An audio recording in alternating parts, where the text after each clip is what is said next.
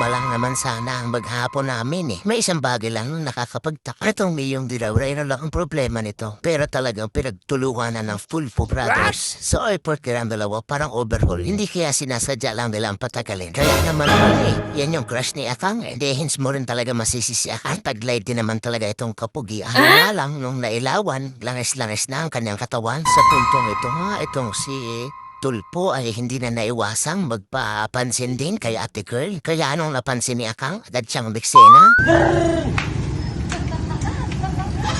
Pansin niya kasi na parang napapatawa na ni Tulpo. Kaya agad-agad siyang pumasok sa eksena. Nag-offer na nga siyang ilabas at tarangkahan itong kanyang motor. Tapos medyo may kaangasan din yung pagdadrive niya ng motor. Kung mapapansin mo nga ay parang may halong selos yung kanyang ginawa. Medyo nakabawi na nga si Akang. Ito namang si Tulpo ay medyo nagdabog na rin.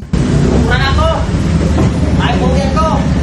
Kaya nung nakakita siya ng isa pang pagkakataon para mapansin siya ni Ate Kiril ay kandara pa sa pagkuha lang ng jacket. Talagang gusto niyang durugin si Tulpo. Sa puntong ito nga ay nag-alala si Akang kung sino ba sa kanila ang lumamang. Maya-maya kami ay nagulantang sa nangyari. Humalik siya para bigyan ng alap itong si Akang. Kaya ayun hanggang bato kanete. Tapos hindi nakapasok kinabukasan.